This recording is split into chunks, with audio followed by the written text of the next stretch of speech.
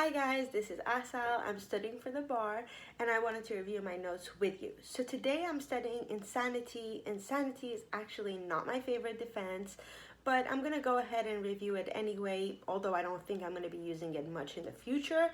But in any case, it's very important. So first of all, I would like to start off by describing the difference between a justification and an excuse. It's really simple. Under justification, conduct is socially acceptable, and under excuse, punishment isn't merited under the defendant's particular circumstance.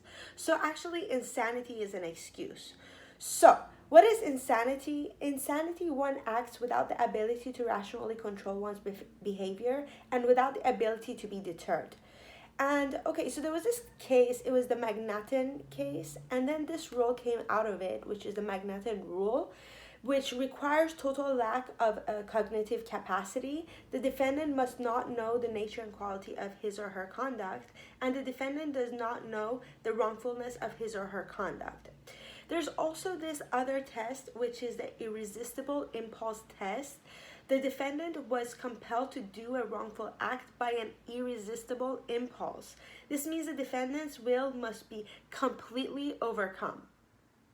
Okay, so I want to go ahead and now that I described to you the Magnatin rule and I described to you the irresistible impulse test, I would like to compare the two a little bit. So I'm going to start with the Magnatin rule. So the Magnatin rule addresses the defendant's cognitive impairment, and the irresistible impulse test addresses the defendant's volitional impairment. Now I want to move on and I want to talk about the Model Penal Code and how the Model Penal Code describes insanity. So under the Model Penal Code, insanity, because of a mental disease or defect, the defendant lacked substantial capacity either to appreciate the criminality of his conduct or to conform his conduct to the requirement of law. Okay, so now I would like to kind of like compare the Magnatin rule with the Model Penal Code. So the Magnatin rule focuses on the defendant's knowledge or his or her conduct, whereas the Model Penal Code focuses on the defendant's appreciation of his or her conduct. This takes into account the defendant's conceptual understanding. Okay, so there's another difference here. Under the Magnatin rule, the defendant must be utterly incapable of understanding what he or she is doing. And under the Model Penal Code, the defendant must lack substantial capacity. Okay? And then now I would like to move on. There's also the federal law which defines insanity. Because of a severe mental disease or defect, the defendant was unable to appreciate the nature and quality or wrongfulness of his acts. Okay, so now I would like to talk about the use of insanity in different states, because different states use insanity differently. Several states just do not even have an insanity defense, but they use evidence of a diminished mental capacity. But many other states, they use the Magnatin rule, and the federal government has a rule that is much stricter than the Magnatin rule. Okay, so now I would like to talk about the burden of proof. And because insanity is just so hard to prove, the majority of states, as well as the federal government, require that the defendant prove that defense. So it's up to the defendant to prove that he was insane.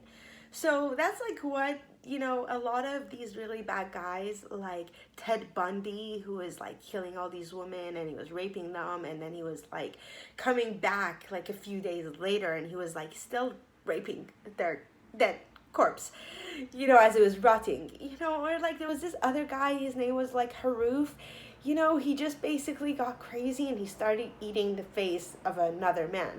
So like these type of people, they really love to use these insanity defenses, but it's just like not like for everybody. So I would like to move on, and I would like to talk about this last topic, and that is alternative additional verdicts. Guilty but insane. Okay, so under the guilty but insane, it has the same prison sentence as a regular guilty verdict, and the defendant may be entitled to medical treatment, And lastly, the defendant may be entitled to a judicial determination that commitment or even release is required. So I'm pretty much done. That's all I wanted to say about insanity. Just like whenever you're like studying insanity, just keep in mind like those really weird like people who are just way out, that are doing things that are like way out, like something like the one flew over the cuckoo's nest. Just keep on thinking like that, those type of people. So anyway, I'm pretty much done with all I wanted to say today. Good luck studying. Goodbye.